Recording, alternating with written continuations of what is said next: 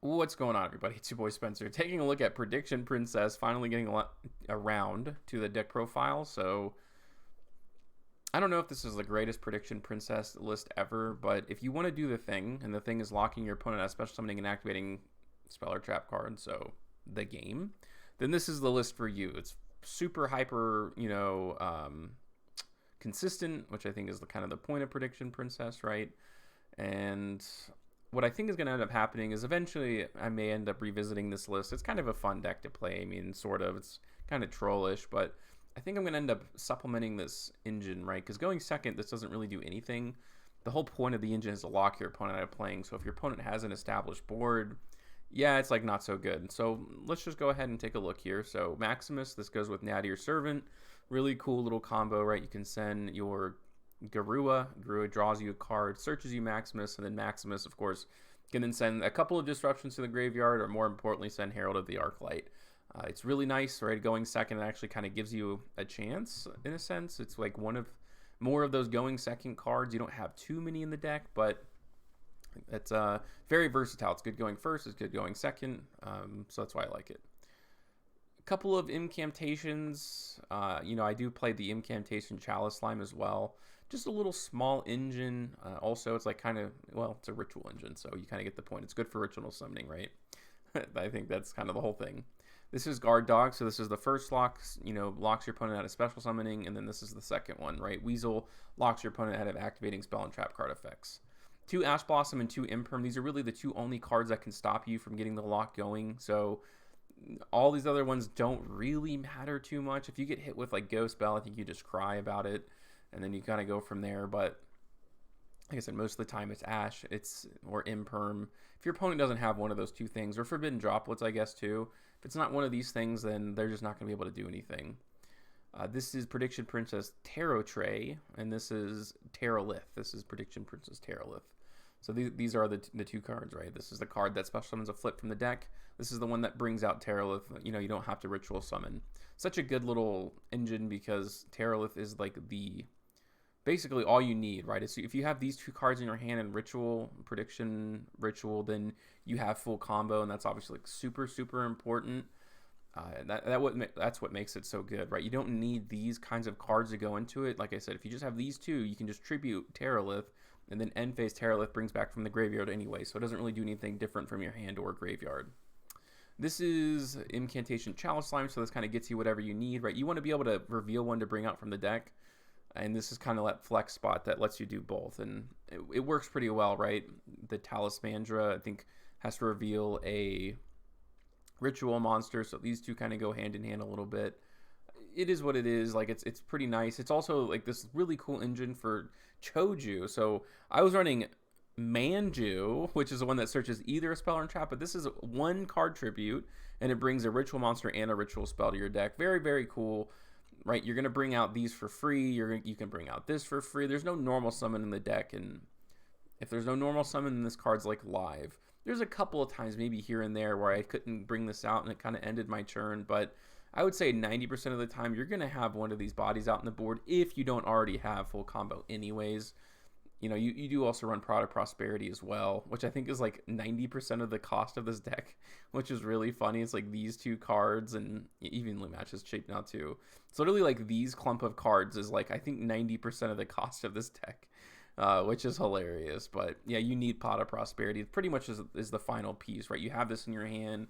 You Pot of Prosperity to find, Chalice Slime. Chalice Slime searches one of the ritual monsters, right? You can just most likely just grab Tarolith, and then just tribute summon over, one of the incantations and search the other 2. Like I said, all you need is these 2. So this is like a must include. This is one of the best additions I've made since that first initial video I made about Prediction Princess. This is just kind of like a personal preference, and this is like a hard once per turn extra Foolish Burial. So if you draw it, it's great, right? You can send Herald. If you don't, it's just nothing. So I love playing one of cards like this. I think they help consistency a lot, and it works well, right? It's just free send, and that's always good. Talked about Nadir Servant, how good that card is. Pre-prep gets you 2 pieces of the combo, so then all you have to find is Tarolith. That's obviously very good. 3 Crossout Designator, like I said, you can't encounter an Imperm and even if your opponent like top decks, so you want to somehow, some way, maybe have an answer for the imperm, or else your turn kind of doesn't exist. Forbidden Droplets, I kind of mentioned. Prediction Ritual, I used to run this at 3, but it's like actually not necessary. Like, this is the easiest, one of the easier cards to find out of all of this. Evenly matched, like, you don't have this many going second cards, right? Like 2 Ash, 2 Imperm, that's 4. This is 5, and then 6, 7, 8, and then technically I guess you could say you have 11 going second cards. It's all right. That's kind of all it is. And then 3 Proud of Prosperity, pretty much the last, icing on the cake to get you a super consistent end board and, just being able to lock your opponent out. I used to run this as Pot of Extravagance, and you could too, because like your extra deck doesn't really matter at all, but Garua, Elder, Wind Pegasus, Herald, of course, is the most important one. And then something like Fossil Machine, Skull Wagon, just good things to send off a Maximus is kind of the whole point there. So I think it comes down to personal preference, but I would at least add these 4 and definitely play this at 3. I play this at 3 as well. It really, it's your opponent's going to quit. If your combo goes off 90% of the time, your opponent's just going to scoop anyway, so it doesn't really matter. You just need to get to that point, and that's what really the extra deck is for. So I'll go over some of the, like a couple of replays here. We'll go through them really quickly, and let's just see what we got. So pre-prep plus Chalice Slime, that's already combo, so obviously you can just search the first 2. Oh, this is going second, and obviously that's not the strong suit of this deck in the slightest bit, but having Forbidden Droplets is really important because my opponent is playing Naturia, so they're obviously going to be going for Nat Beast, which is, spell negates, which I was like, that's very, very bad. So I needed either Imperm or Forbidden Droplets. It worked out for me here, but that's kind of what I was talking about. Like, obviously the strength of this deck is not going to be going second. Because if your opponent has something that's over like 3k attack, then you're in a really rough spot. So he's not going to be able to activate either of these effects. So I'm going to be able to get over it here, and like that's pretty cool, to be able to do that. But we'll see what ends up happening. He actually set Naturia Sacred Tree, which is kind of funny. I think this is going to trigger maybe. Yes, and he's going to bring back something, or he sends Sunflower. So he does have a monster negate, but that's okay. I can go into the Prediction Princess now, right? Just kind of get over this. And this actually isn't a problem, it doesn't actually do anything. Now, I don't need to use any more spell cards, like, for the rest of the duel. And actually, I should have attributed these. I shouldn't have attributed this from hand. I needed the extra zone, but every single turn my opponent cannot special summon. He can't activate spell and trap card effects, so that's the end of the duel, right? Especially for a deck like this that relies so heavily on special summoning, and he's just not going to be able to get an established board in every single turn. I'm going to start picking him off. We'll take a look at this one. This one might be very similar. Evenly matched, Imperm, right? You have to play these hardcore going second cards to give yourself something, but it's actually, yeah, same thing, right? Chalice plus prep. This can search one of them, and then searches, and the other one searches the other 2. Excuse me, jeez. So I can just use this, and here's like the full lock, right? That was going second. This is really what it's supposed to look like. Did not mean to and should not have summoned that, so it is what it is. It's kind of a dumb mistake.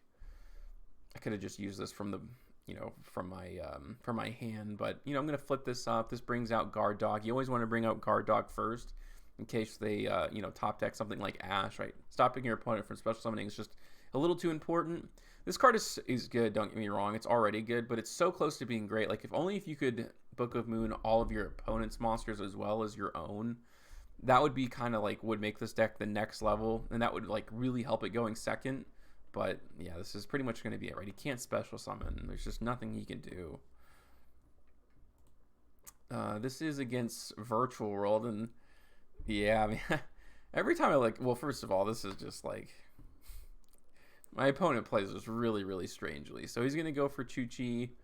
And then starting off with Lulu, it's about the best start you can possibly ask for, right? Sending Nian into the graveyard there. He goes for Lili now. That's going to send a Qinglong, which can now get him a search. I think his mistake is that he should have searched Lao Lao, I think it's called. And I don't think anybody even plays the yellow one. But he's going to bring that back. He's going to go into Stardust, which, yeah, I mean, I always feel like this deck should be so much better than it is, but it's just not. He's going to go for Juju, which can help him go into Beatrice, sending a Wicked Avatar. I don't really know where that comes from, but not really the point. My opponent's end board is what it is. I guess it's just a Wicked, engine, and like his attempt is to try to get that on the board. But really what I'm trying to showcase here, I think, is that Nadir Servant is good, right? I can send an Elder, which is going to pop this Chuchi. Because really that kind of would have been a problem, had I not been able to get rid of it. But Maximus can go ahead and special summon. I can send another Elder, send a Wind Pegasus to give myself a little bit of insurance. And then all I need is, I have the Ritual Monster. I need to find either Manju or Choju, I think it's called, or Pre-Prep. There's a lot of things that, could have been good for me here. And I was getting a little nervous, right? But then I see Pre-Prep and I'm like, okay.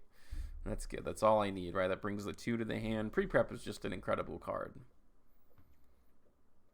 And now I can use the effect. So I should have tributed this Talismandra because it can exceed. So if you tribute Talismandra first, you can use this effect. But my opponent, yeah, I mean, I don't know. I definitely should have done that, right? He's going to go for Impermanent at the top, but it's like, why? Because now I can just use this effect. So he kind of did that wrong. But, it is good follow-up. If you can get rid of your opponent's board, that's why Evenly Matched is such a good card in this deck. All you need to do is just get a little bit ahead, and your opponent will never be able to get caught up. During your turn, during their turn, they can't special summon or activate, spell or trap card effects. And that's a very lethal lock. And the last one here, we'll see what I end up doing. This is, all I need is 1 piece. So this is actually just extremely easy. So I can go ahead. He's going to go for Ash. I'm going to go for the Crossout Designator, of course. That's why you play it. My turn would have been over if I didn't have that. So you have to run Crossout. It's like a necessity. I can draw one. It's another Nadir Servant. Like, great. But I'm going to go ahead and send 2. He is as well. Baguska and Appaloosa. It's a really good sign for me when I see something like that, because that's obviously just a very special summon heavy kind of base deck. Bring this out. I can flip it up, which is going to search something from the deck. It's going to be Guard Dog, and then I can flip itself face down. During my opponent's turn, I can flip this, right back up to get the other one. I guess it doesn't really matter. And that's why you search Guard Dog first, right? He had 2 Ash Blossoms, but it doesn't matter. Like, locking your opponent out of special summoning will always be, like, the most important thing. But yeah, that's going to do it for today's video. Let me know what you guys think about Prediction Princess in the comment section down below, and I'll see you guys next time.